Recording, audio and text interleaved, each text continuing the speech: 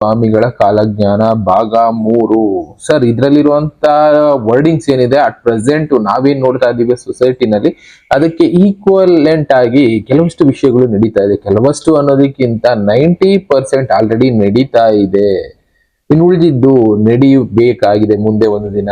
ಒಟ್ಟಿನಲ್ಲಿ ಇದೆಲ್ಲ ಕೂಡ ಕಾಲಜ್ಞಾನಿಗಳು ಸ್ವಲ್ಪ ವರ್ಷಗಳು ಅಂದ್ರೆ ಒಂದು 150, 200 ವರ್ಷ, 300 ವರ್ಷ, 400 ವರ್ಷಗಳ ಮುಂಚೆ ಬರೆದಿಟ್ಟು ಹೋಗಿದ್ದು. ಅಂದ್ರೆ ಅವ್ರಿಗೆ ಅಂತ ದೃಷ್ಟಿ ಇತ್ತು, ಮುಂದೆ ಒಂದು ದಿನ ಇಂಥ ಸಂದರ್ಭ ಬರುತ್ತೆ ಅನ್ನೋದಕ್ಕೆ ಸಾಕ್ಷಿ ಇಲ್ಲಿದೆ ನೋಡಿ ಸರ್. ರುದ್ರಮುನಿ ಸ್ವಾಮಿಗಳ ಕಾಲಜ್ಞಾನ ಭಾಗ 3. ಜನ ಕೇಳ್ತಾರಲ್ಲ, ಏನ್ ಸಾಕ್ಷಿ, ಯಾವಾಗ ಆಗುತ್ತೆ ಅಂತ, ಅದಕ್ಕೆಲ್ಲ ಉತ್ತರ ಕೊಡೋ ಕೆಲಸ ಕೆಲವೊಂದ್ಸಲ ಮಾಡ್ಬೇಕಾಗತ್ತೆ ಸರ್. ಇದೊಂಚೂರು ಓದಿ ಹೇಳ್ತೀರಾ ಅಂದ್ರು ಹೌದು. ಇದ್ರಲ್ಲಿರೋ ವಿಷಯಗಳನ್ನ ಓದಿದಾಗ ಹೌದು, ಪ್ರೆಸೆಂಟ್ ಏನಿದೆ ಸೊಸೈಟಿನಲ್ಲಿ ಒಂದು 80 to 90% ಇದೆಲ್ಲ ನಡೀತಾನೆ ಇದೆ ಅಂತ ವಿಷಯಗಳನ್ನ ಇವತ್ತು ನಾವು ಕೂಡ ತಿಳ್ಕೊಳ್ಳೋಣ. ಹಿಂದೆ ಕಾಣಿಸ್ತಾ ಇರ್ಬೋದು ನಿಮ್ಗೆ ಸ್ಕ್ರೀನ್ ಅಲ್ಲಿ. ಮೊದಲನೇ ಲೈನ್ ಅಲ್ಲಿ ಇದೆ, ತಿಳಿಯದೇ ಹೋಗುವರು ನರಕಕ್ಕೆ ಮುಂದಿನ್ನು ನೋಡಿರಣ್ಣ. ಗೊತ್ತಿಲ್ಲದೆ ನರಕಕ್ಕೆ ಹೋಗ್ತಾರೆ ಅಂತ ಹೇಳ್ತಾರೆ. ಮುಚ್ಚಿದ ಕದಗಳು ತೆರೆಯಾದೆ ಹೋದಾವು ಕೇಳಿರಣ್ಣ. ಅಂದ್ರೆ ಬಾಕ್ಲಾಕೊಂಡು ಮಲಗ್ದವರು ಬೆಳಿಗ್ಗೆ ಬಾಕ್ಲೇ ತೆಗೆಯೋದಿಲ್ಲ ಅಂತ ಪರಿಸ್ಥಿತಿ ಬರುತ್ತೆ. ಗುಡಿಗುಂಟೆ ಸೀಮೆಯು ಬಯಲಾಗಿ ಹೋಯಿತು ನೋಡಿರಣ್ಣ.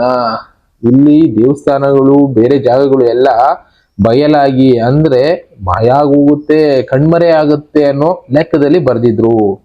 ಗಾಣದೊಳಗಿನ ಎಣ್ಣೆ ಗಾಣವು ನುಂಗಿತು ಕೇಳಿರಣ್ಣ. ಅಂದ್ರೆ ಎಣ್ಣೆ ತೆಗಿಯೋ ಗಾಣ ಎಣ್ಣೆ ತೆಗಿಬೇಕಾಗಿದ್ದು ಆ ಎಣ್ಣೆನೇ ಕುಡ್ಕೊಳ್ಳುತ್ತೆ ಅಂತ ಸಂದರ್ಭ ಬರುತ್ತೆ ಅಂದಿದ್ರು. ಇದೊಂದು ನೋಡ್ಬೇಕಾಗಿದೆ. ಉಳಿದಿದ್ದೆಲ್ಲ ಹೆಚ್ಚು ಕಡಿಮೆ ಆಲ್ರೆಡಿ ಆಗೋ ಇದೆ. ಇನ್ನ 7 ವರ್ಷದ ಹುಡುಗಿ 9 ಅಡೆದಾಳು ಕೇಳಿರಣ್ಣ. 7 ವರ್ಷದ ಮಗು 9 ಅಡೆದಾಳು ಅಂತಾರೆ. ಇಲ್ಲಿ 9 ಮಗುನ ಇಲ್ಲ 9 ತಿಂಗಳ ಮಗುನ, ಸ್ವಲ್ಪ ನನಗೂ ಕನ್ಫ್ಯೂಷನ್ ಇದೆ, ಬಟ್ 9 ಅಡೆದಾಳು ಕೇಳಿರಣ್ಣ ಅಂತ ಹೇಳ್ತಾರೆ. 7 ವರ್ಷದ ಹುಡುಗಿ 9 ಮಗು ಅಡಿಯೋದು ಕಷ್ಟ ಇದೆ, ಬಟ್ ಅಲ್ಲಿ ಏನೋ ಬೇರೆ ಒಂದು ಮೀನಿಂಗ್ ಅಲ್ಲಿ ಅವ್ರು ಹೇಳಿರ್ಬೋದು. ಇನ್ನ 7 ವರ್ಷದ ಮಕ್ಕಳಿಗೆ, ಹೆಣ್ಮಕ್ಳಿಗೆ ಆಲ್ರೆಡಿ ಮಗು ಆಗಿರೋದು ಕೆಲವಷ್ಟು ದೇಶಗಳಲ್ಲಿ ಆಗಿದೆ. 7 ವರ್ಷ, 9 ವರ್ಷ, 11 ವರ್ಷದ ಮಕ್ಕಳಿಗೆಲ್ಲ ಮಗು ಆಗಿದಾವೆ. ಇನ್ನ ಕೇಳದರೊಳಗೊಂದು ಪಿಂಡಾವು ಬೆಳೆದೀತು ನೋಡಿರಣ್ಣ. ಇದು ನಿಜವಾಗ್ಲೂ ನನಗೆ ಗೊತ್ತಿಲ್ಲ, ಕೇಳದರೊಳಗೊಂದು ಅಂತ ಬರ್ದಿದ್ದಾರೆ, ನೋಡ್ಬೇಕು. ಇದ್ರ ಅರ್ಥ ನಿಮ್ಗೆ ಏನಾದ್ರು ಗೊತ್ತಿದ್ರೆ ಕಮೆಂಟ್ಸ್ ಅಲ್ಲಿ ಹಾಕಿ, ತಿಳ್ಕೊಳ್ಳೋರು ತಿಳ್ಕೊಳ್ಳಿ. ಇನ್ನ ಕೊಟ್ಟಿದ್ದು ತನ್ನದ್ದು, ಇಟ್ಟಿದ್ದು ಯಾರದೋ ಕೇಳಿರಣ್ಣ. ಇದಂತೂ ಸತ್ಯ. ನಾವು ಇವತ್ತು ದಾನ ಧರ್ಮ ಏನ್ ಮಾಡ್ತೀವಿ ಅದು ಮಾತ್ರ ನಮ್ದು, ಬಚ್ಚಿಡ್ತೀವಲ್ಲ ಫ್ಯೂಚರ್ಗೆ ಇನ್ನೊಂದಕ್ಕೆ ಅಂತ, ಅದು ಬೇರೆಯವ್ರದ್ದು ಬಿಡಿ ಅನ್ನೋ ಮಾತನ್ನ ಅವರು ಬರ್ದಿದ್ರು. ಬಡ್ಡಿಗೆ ಕೊಟ್ಟಿದ್ದು ತಿರುಗಿ ಬಾರದು ಕೇಳಿರಣ್ಣ. ಈ ಮಾತು ಕೇಳಿಸ್ಕೊಳ್ಳಿ. ನಾವು ಸಾಲ ಅಂತ ಯಾರಿಗಾದ್ರು ಕೊಟ್ಟಿರ್ತೀವಿ ಬಡ್ಡಿಗೆ ಅಂತ, ಬಡ್ಡಿ ಬರ್ತಾ ಇರುತ್ತೆ ತಿಂಗಳ ಅಂತ, ಆ ದುಡ್ಡು ಅಸಲೇ ವಾಪಸ್ ಬರ್ದೇ ಇರುವಂತ ಕಾಲ ಬರುತ್ತೆ ನೋಡಿ ಅಂತ ಕೂಡ ಬರೆದ್ರು. ಇದು ಎಷ್ಟೋ ಕಡೆ ಆಗೋಗಿದೆ.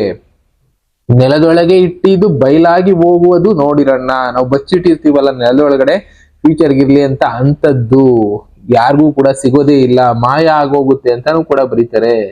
ನೀರಿಗೆ ಹೋದವರು ನೀರಿನಲ್ಲಿ ಮುಳುಗ್ಯಾರು ನೋಡಿರಣ್ಣ. ಇದೆಷ್ಟೋ ಜನ ಈಗ ಆಲ್ರೆಡಿ ನೋಡ್ತಾ ಇದೀವಿ. ಊರಿಗೆ ಹೋದವರು ಊರಲ್ಲೇ ಮಡಿದಾರು ನೋಡಿರಣ್ಣ.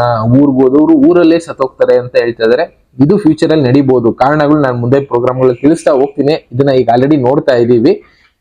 ಪಟ್ಟು ಪಟ್ಯಾವಳಿಯ ಹುಟ್ಟವರು ಎಲ್ಲಾರು ನೋಡಿರಣ್ಣ. ಅಂದ್ರೆ ಎಲ್ಲಾ ಪಳಪಳ ಅನ್ನೋ ಬಟ್ಟೆಗಳನ್ನ ಹಾಕೊಂಡು ಓಡಾಡ್ತಾರೆ ಅನ್ನೋ ರೀತಿನಲ್ಲಿ ಹೇಳ್ತಾ ಇದಾರೆ. ಎಲ್ಲಾರು ಶೋಕಿಗೋಸ್ಕರ ಬದುಕ್ತಾರೆ ಅಂತಾರಲ್ಲ, ಅಂತ ಕಾಲ ಈಗ ನಡೀತಾ ಇದೆ.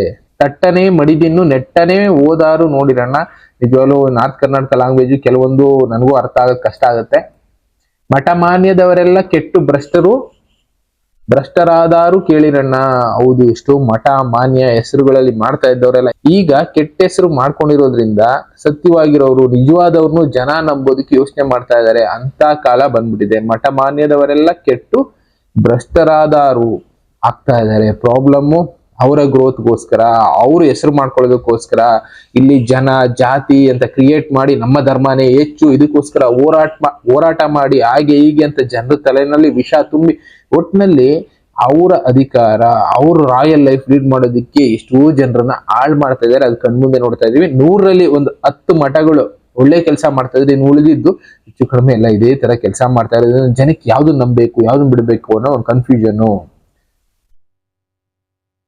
ವಿರಕ್ತ ಮಠದೊಳಗೆ ನಾರೇರು ಸೇರುವರು ಕೇಳಿರಣ್ಣ. ವಿರಕ್ತ ಮಠ ಯಾವ ಮಠಕ್ಕೆ ಬರ್ದಿದ್ದಾರೆ ನಿಜವಾಗ್ಲೂ ನಂಗೆ ಗೊತ್ತಿಲ್ಲ. ಅಲ್ಲಿ ನಾರೇರು ಅಂದ್ರೆ ಹೆಂಗಸರು ಸೇರ್ತಾರೆ ಕೇಳಿರಣ್ಣ ಅಂತ ಬರ್ದಿದ್ದಾರೆ. ತೊಟ್ಟಿಲ ಕಟ್ಟ್ಯಾರು ಜೋ ಎಂದು ಪಾಡ್ಯಾರು ಕೇಳಿರಣ್ಣ. ಎಲ್ಲಿ ವಿರಕ್ತ ಮಠದಲ್ಲಿ ಏನಾದ್ರು ತೊಟ್ಟಿಲು ಕಟ್ತಾರ ಏನೋ ನಿಜವಾಗ್ಲೂ ಇದೊಂಚೂರು ಯೋಚನೆ ಮಾಡ್ಬೇಕಾಗಿದೆ.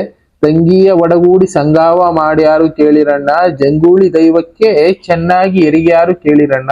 ಇಲ್ಲಿ ತಂಗಿನೇ ಮದುವೆ ಆಗುವಂತ ಕಾಲ ಬರುತ್ತೆ ಅಂತ ಹೇಳ್ಬಿಟ್ರು. ಇದು ಕೆಲವಷ್ಟು ಜಾತಿಗಳಲ್ಲಿ ಧರ್ಮಗಳಲ್ಲಿ ಮಾಡ್ಕೊಂಡ್ಬಿಟ್ಟಿದ್ದಾರೆ ಬಿಡಿ, ಅಂತದ್ದು ನಡೀತಾ ಇದೆ ಈಗ. ಇನ್ನ ಜಂಗೂಳಿ ದೈವಕ್ಕೆ ಚೆನ್ನಾಗಿ ಎರಗ್ಯಾರು ಕೇಳಿರಣ್ಣ, ಏನಾದ್ರು ಹಾನಿ ಉಂಟಾಗುತ್ತಾ ಇಲ್ಲ ಕೆಟ್ಟದಾಗಿ ಏನಾದ್ರು ನಡೆಯುತ್ತಾ ಅದ್ರ ಬಗ್ಗೆ ಬರ್ದಿರ್ಬೋದು ಅವರು.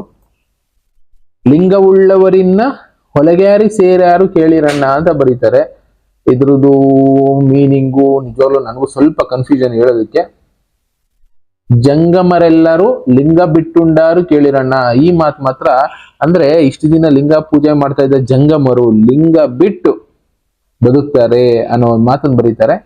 ಇನ್ನ ಲಿಂಗ ಕಟ್ಟಿದವರು ಮಾಂಸವನ್ನು ಸವಿದಾರು ನೋಡಿರಣ್ಣ, ಲಿಂಗ ಕಟ್ಕೊಂಡು ಕುತ್ತಿಗೆನಲ್ಲಿ ಅಂದ್ರೆ ಅವರು ಪೂಜೆ ಮಾಡೋರು, ಲಿಂಗ ಪೂಜೆ ಮಾಡೋರು ಮಾಂಸಾನ ತಿಂತಾರೆ ಅಂತ ಹೇಳ್ತಾರೆ. ಇದು ಆಲ್ರೆಡಿ ನಡೀತಾ ಇದೆ, ಅವರು ಅಂತ ಅಲ್ಲ 99% ತಿನ್ನೋದಕ್ಕೆ ಶುರು ಮಾಡ್ಬಿಟ್ಟಿದ್ದಾರೆ ಎಲ್ಲಾರು.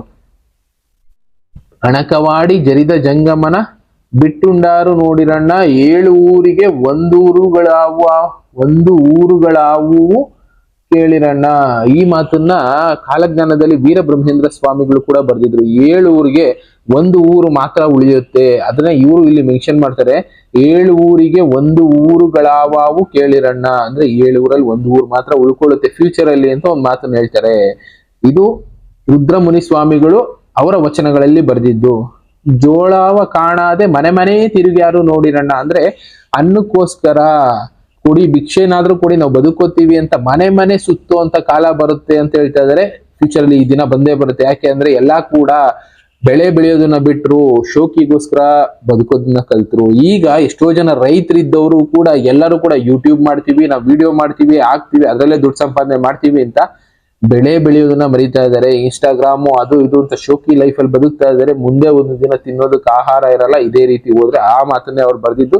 ಜೋಳಾವ ಕಾಣಾದೆ ಮನೆ ಮನೆ ತಿರುಗಿಯಾರು ಕೇಳಿರಣ್ಣ ಅಂತ. ನಿಜವಾಗ್ಲೂ ಅದೆಲ್ಲ ಬರುತ್ತೆ ಒಂದಿನ.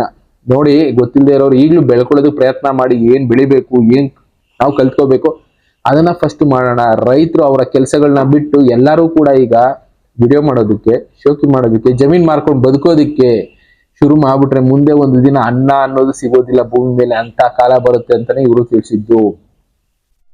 ಸೋಗೆ ನವಿಲಿನಂತೆ ಬರೆಮೋಡ ತಿರುಗೀತು ಕೇಳಿರಣ್ಣ.